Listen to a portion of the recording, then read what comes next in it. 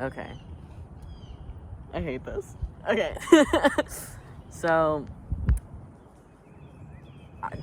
I would ask you to introduce yourself to me, but this is going to be anonymous interview with person.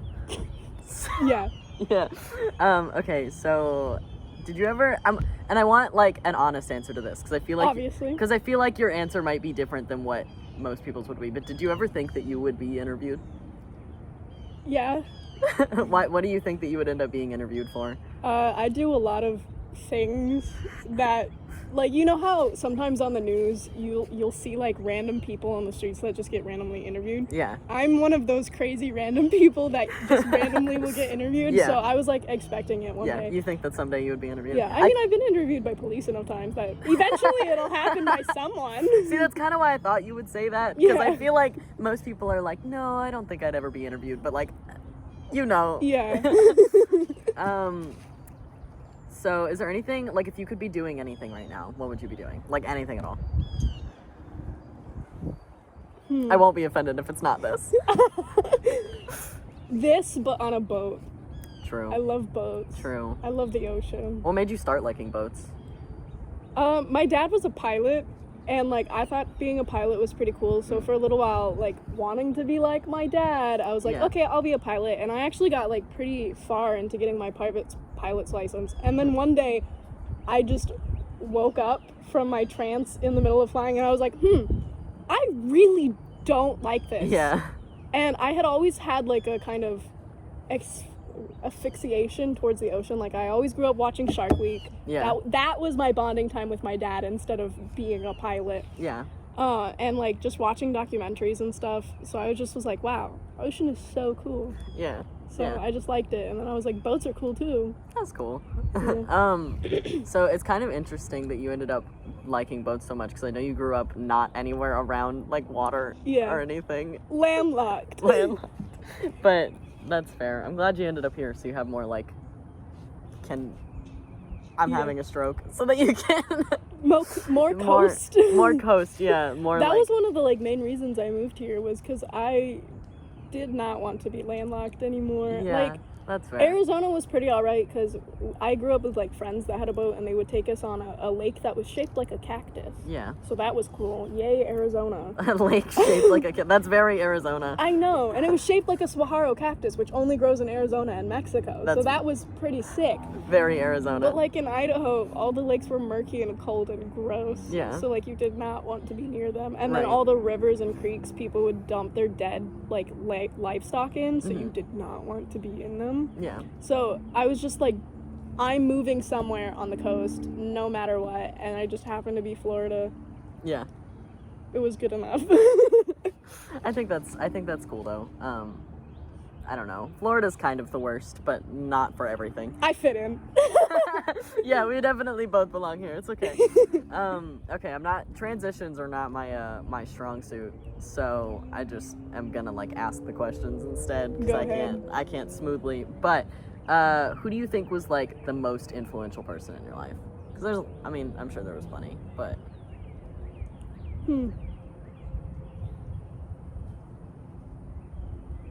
I'm thinking. it's okay. Take your time. Probably my grandpa. Oh, Yeah. why's that? He was just a really kind man, and he was blind, so I spent like a lot of time with him. I just was like, because I was his like seeing eye god. What? Seeing eye god. Yeah. Seeing guide dog. Mm-hmm. But like a human.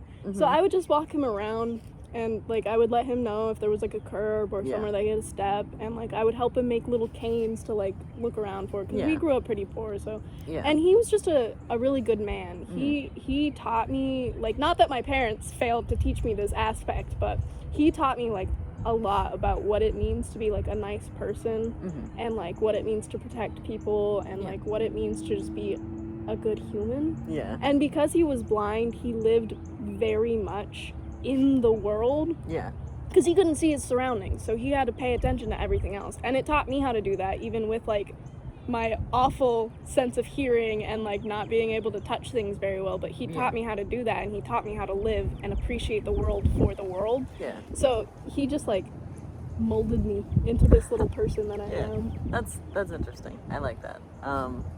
I think that also, this is moving into another question, but I think that also there are some people that are like, let me see if I know how to explain this the right way. I think there are people that maybe are not as like, maybe you don't know them for as long, or they're not as important in your life, but they still end up like having a profound effect on your life. Do you have any people like that? Oh yeah, for sure. Like my ex-boyfriend that died in a car accident. Right. I dated him for about a year and 3 months, and he definitely taught me what that true like romantic type of love was, because obviously I had like those kinds of love that you have when you're like really young and like you think that's what love is, and that doesn't make the love any less like personal or untrue. Like love is still love no matter what, but there's still different kinds. There's all different kinds, but he definitely taught like that true kind of, and taught me like that I was worthy of that kind of stuff, and like taught me how to be in a relationship that was actually healthy. So he was also pretty great. That is important for sure. So would you say that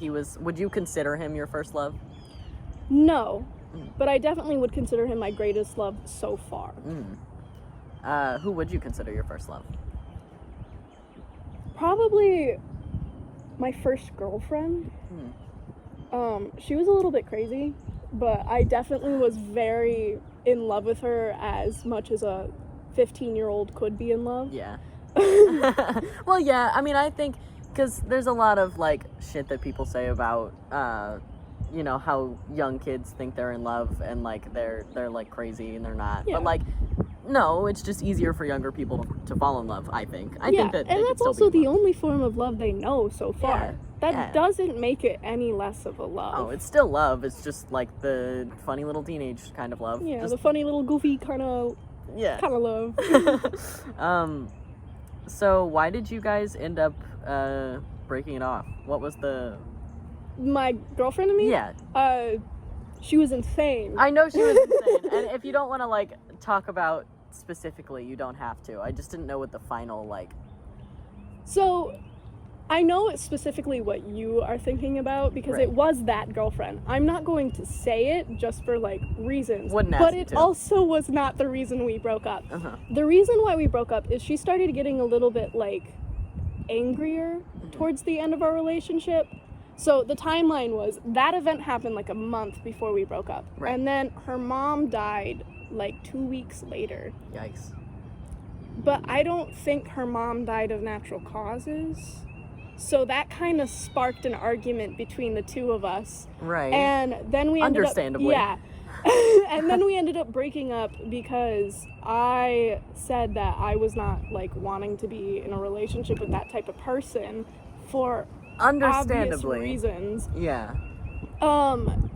And then she, like, just ended up disappearing. So we never really had, like, a true breakup, but, like, I just considered it a breakup. And now she's in prison for arson. Right. So. I think you dodged a bullet, maybe. Yeah, maybe. I agree. Maybe not even a bullet, maybe a missile. I think, you dodged, like, a mass genocide, probably. And I mean, like, to be fair, her mom was awful and very abusive and just a terrible human being. But, like, still. Still, don't necessarily want to be with somebody who you fear killed their mother, maybe. Perhaps maybe committed a crime against their mother. No, that's definitely that would definitely be a deal breaker for me too, I would have to say. Okay, so what is a question that you wish more people would ask you? If you need to think about it, it's okay, because that's like a weird one. Because I feel like you and I have talked about this, like, a lot of people have surface level conversations, but we like to talk about, like, the more interesting stuff, so I feel like your answer to this might be interesting.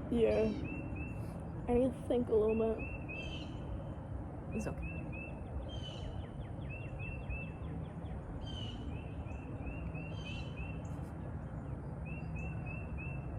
I think a question that I wish people would ask more often, just because, like, it's interesting to hear people's different answers, is what makes you proud to be a human? Because I feel like there's a lot of reasons to not enjoy being a human, but there are really good reasons to like being a human. I agree. What are some of yours, if you don't mind sharing? one of like the really big ones is every single day when I wake up and I go outside for the first time, I just take like a big breath. Because I have a very heightened sense of smell, and I like to first of all gauge my surroundings of like if there's a fire nearby or something, because I can smell everything. Right. And then also just like let it hit me that I'm alive at the time that I am alive, and that this is the world I live in, and that it's a good place to be alive in right now. Yeah. And then also another like cute little thing that makes me proud to be a human is just like interesting little small things that interact with other humans. Like, one of my favorite things is being a part of another stranger's core memory. Like, a while ago, I was in a store and there was like this little baby, like a really young little baby, and her mom was there and her dad was there, and they were like messing around, and her dad turned around to go grab something, and I like waved at the baby, and the baby just went and like interacted with me. And I was like, interesting. So I started like looking at the baby, just like messing around with the baby, and the baby smiled at me, and the mom fucking whipped around, and the dad came running back. Oh no. And was just like, hey, what was going on? And they both got so excited. Yeah. Because I had made their baby smile, and they had trouble making their baby smile. Like, it wasn't the baby's first smile, but they had trouble finding out like what would make the baby smile. Yeah. So they were just super excited, and like I got to be a part of that stranger's core memory. That baby is not going to remember me in the future, but their parents are. The parents will, yeah. So it was just like, I do that's like really cute. I love those small little interactions. Yeah, I do like to think about like how many times you've been an important memory in like stranger's life or whatever. Because I used to do things a lot where I would like do stupid shit in restaurants and in stores and stuff, just so like the workers had something to talk about. Yeah. And I know you do that kind of thing too. I've seen it. But I like doing that. So you mentioned like, and we talked about this the other day too, how interesting it is that like, for example, like we're alive at the same time in the same place. Like that was complete coincidence. Like that just all of these things happened and led up to us meeting. But do you ever, like, is there any other time that you wish that you, like, any other timeline that you ever wish that you had been, like, a part of? Sort of, but, like, also not really. Yeah. Just because I am a part of the LGBT, and I am very open about it, and I definitely would have been, like, taken out. Right. But, like, if you romanticize the idea of medieval times, then heck yeah. I love Renaissance fairs. I love those types of things. I love little, like, stuff like that. Yeah, to be alive for the good parts of that. Yeah, to be alive for the good parts. But otherwise, no. I think the time I'm in right now is pretty good. Obviously, there's still issues, but... Right. There's definitely plenty of shit, but especially, I mean, both of us are, like, part of the LGBT, and this is the best time so far to be alive and part of the LGBT. So, still not perfect. Still not perfect. No. But getting better. But it's the... However, if there was, like, a different kind of world, like a fantasy world, like, I'm a proud D&D player. I love that game. And if I got to be in, like, one of those little worlds where it was, like, Renaissance type stuff, but, like, without any of the judgment and, like, also mythical creatures... Gladly take me there. Send me there right now. Absolutely. Absolutely. Like, I don't even have to be a different species. I could stay human. Just send me there. Yeah, I think I agree with that. I think, yeah. I want to learn more about D&D, but anyway. I'll teach you later. Yeah. So, brought up being part of the LGBT, what do you think has been the best thing to come of that for you? Just, like, in personal development, or... I am so much happier. Yeah. Still not the happiest, but... Right. So much incredibly happier. I was looking through my Snapchat memories. Heck yeah. Tell me what happened 5 years ago today. Because I don't remember. I'd love to hear it. I do not know. I have nothing in my brain about that time. But I would, like, look at it, and I would find stuff that I was crying about that I had no reason to cry about. Like, obviously, then it felt like a very valid reason to cry about. But, like, it would just be something that if I had known sooner, or I had discovered it sooner, or if I was more open about it sooner, I would have been so much happier. Yeah. Like, way faster. Yeah. I just hate that it took such a long time to get there, but so many things about me have changed. I'm more confident. I'm less like anxious. I'm still very anxious all the time. That's not going to change. But I'm less so because I'm not worried about pretending to be someone I'm not. And like I'm better at dealing with insults and hate. Like before, if someone would be mean to me, I would handle it, but in not very good ways. Right. And I would be bummed about it for a few days.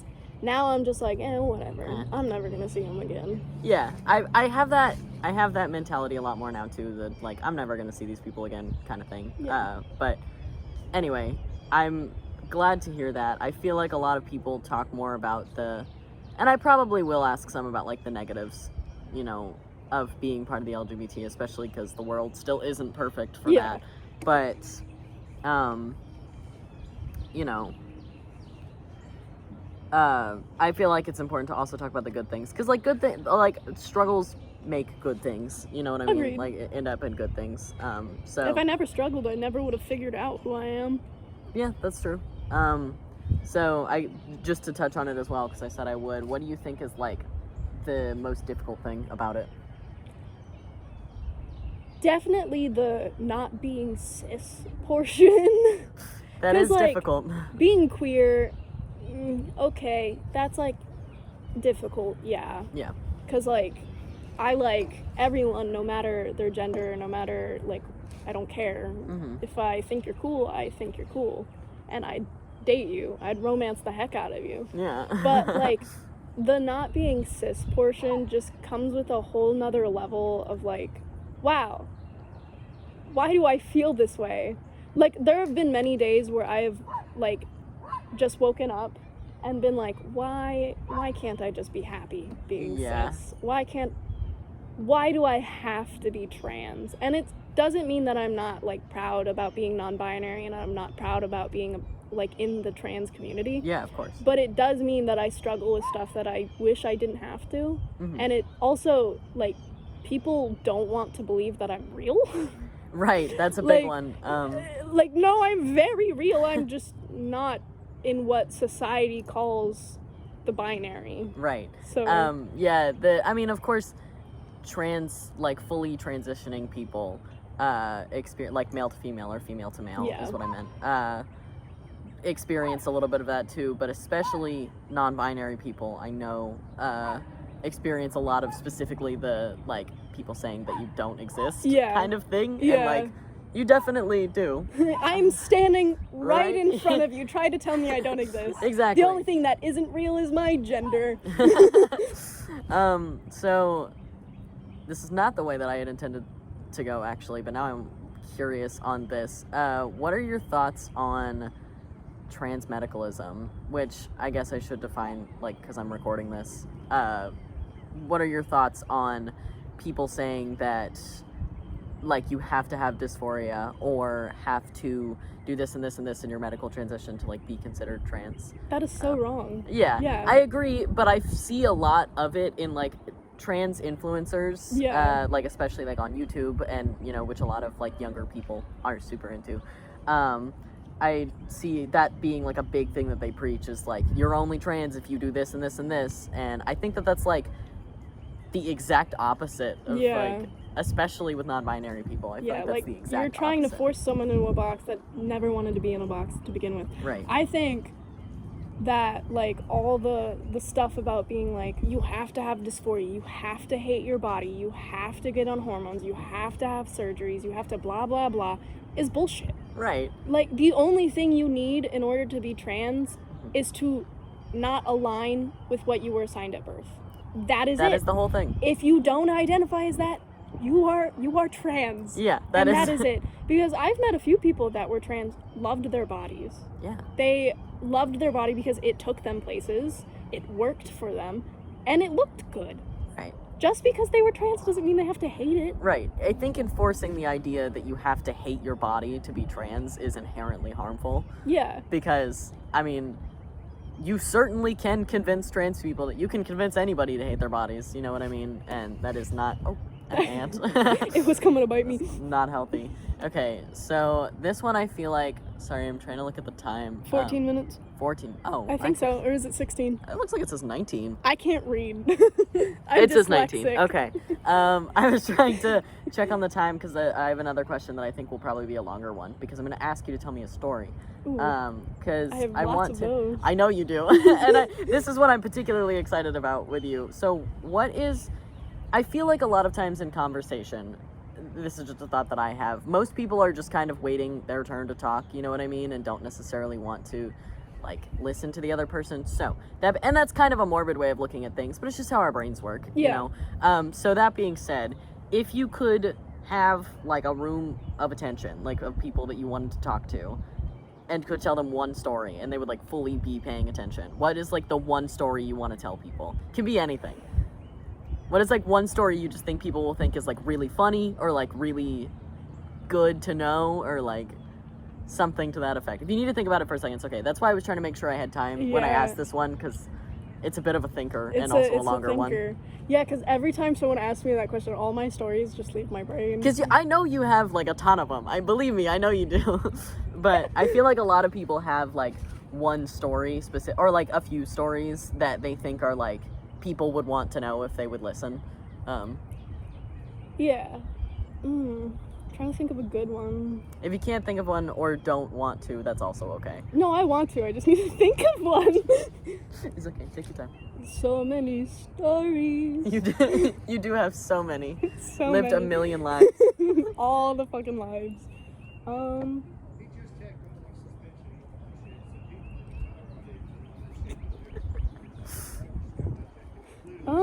I guess a pretty good one is like how I met my boyfriend that died. It's an interesting one. I've told you it, but only like the subscript version, like the very short version. Tell me the thing. Tell me the story. Not that I encourage vandalism. Good start to a story. But me and my friends, when I first, like back in my other state that I lived before this, I hung out with like purely queer people, and I was just the hashtag straight friend.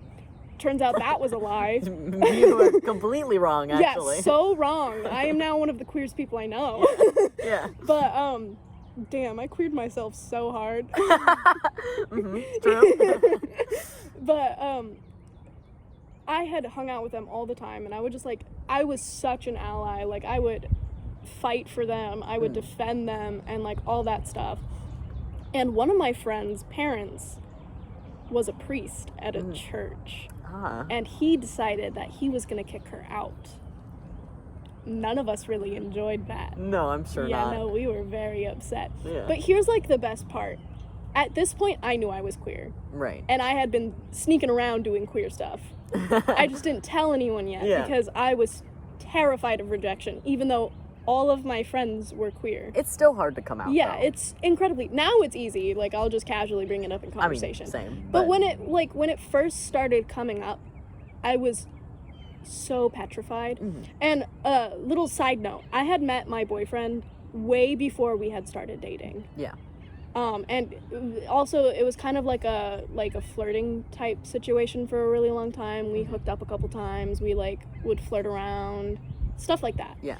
But me and my friends, we decided to go to the church that her dad like preached at. Yeah. And we were going to cause a ruckus. As you should. We were going to do some things. She had the keys, obviously, because her dad was the priest, and she had snuck back in her house to get them, because getting kicked out is never fun. No. Something I am glad I never got to experience. It's a trip.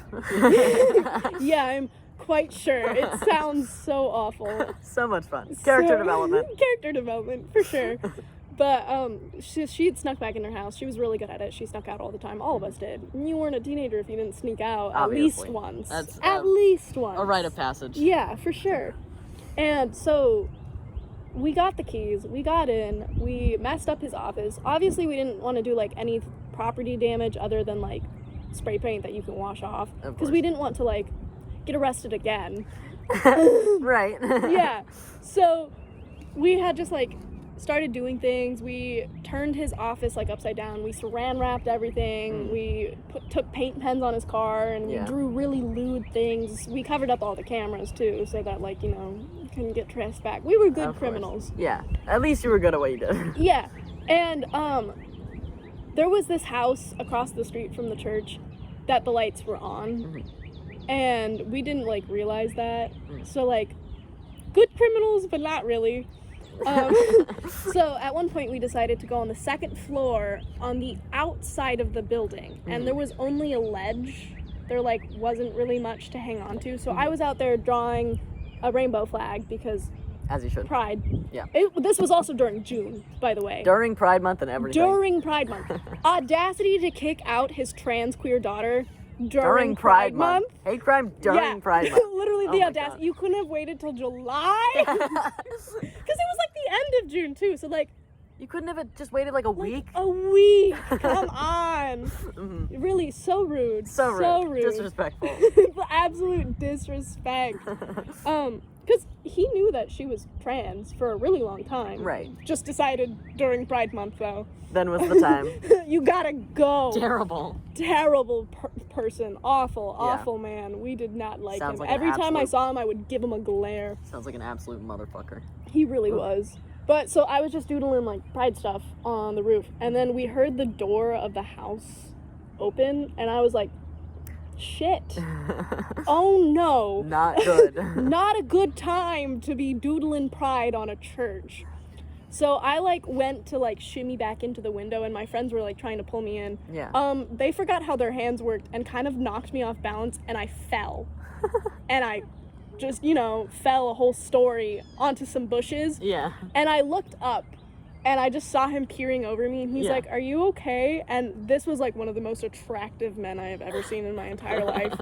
And I just kind of stuttered for a second. I was like, yeah, I'm great. And he's like, do you want help?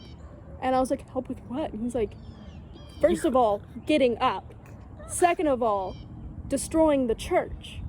And I was like, that's hot. Whoa! That's hot. I literally was like, nice. No, yeah, that's good. Yeah, it was amazing. And so, like, that's how I met him. But the night continued. It kept going. So the time that we were, like, destroying was, like, pretty early. It was, like, midnight, because we wanted to, like, do stuff afterwards, as teenagers do. So he helped us, like, continue messing up the church. Yeah. Drew penises everywhere. Nice. So many penises. Nice. And so much Pride stuff. And just, like... It made everyone so incredibly happy. It was a good night. And then after I dropped off my friends, like, because they all lived together, they just bulled. Yeah. They just liked living together. And I think they still live together. And it's been, like, 4 years, I think, maybe. That's good. That's sure. Nice. Yeah, 4 years. And so, like, we were just having a fun time. And then he had came with us to, like, just do all of the other stuff. We got food at one point. We went to a lake, and we just, like, messed around in the lake in the middle of summer. Super fun stuff. Super gross lake. I'm sure. Yeah, disgusting lake. Yeah. But we did it anyways, because, like... It doesn't really matter, you know? We were young. Yeah, when you're teenagers and stuff, it's just...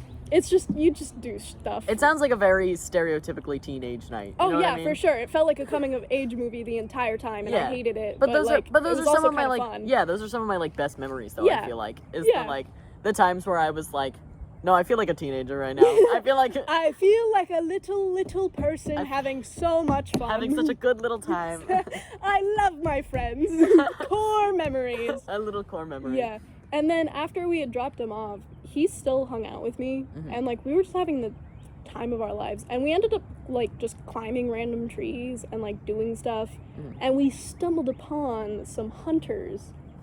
It wasn't hunting season. Oh, some murderers. You stumbled upon some killers. Yeah, some little criminals in a worse way. Yeah. So we ended up being like, okay, let's climb a tree and call the game warden, so that they'll get caught, and we'll just, like, keep eyes on them. And we ended up doing that. They ended up getting, like, sent to jail, because turns out they had shot and killed a buck, and they didn't have tags because it was not hunting season. Yikes. So they got sent off to jail, and it was so much fun. We, like, literally laughed so hard. Here's the best part. I fell out of the tree. Again. I had a great night with falling off of things. Yeah. I'm so good at keeping my balance. But it was hilarious because he tried to catch me, ended up hooking his foot in between two branches and was just hanging there.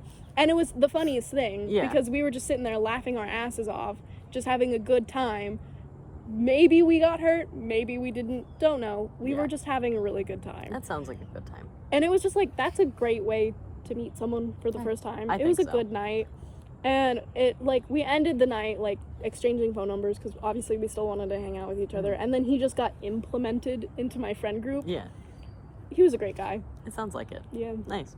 Well, it's definitely over 30 minutes. However, I intended to end with this question anyways. So, what is the best advice you could give to, like, anybody right now that you think you're qualified to give?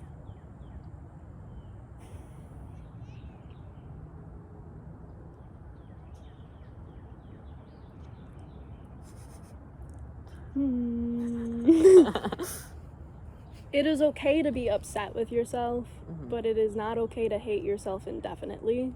Yeah. You gotta be kind to yourself eventually. At some point. Yeah.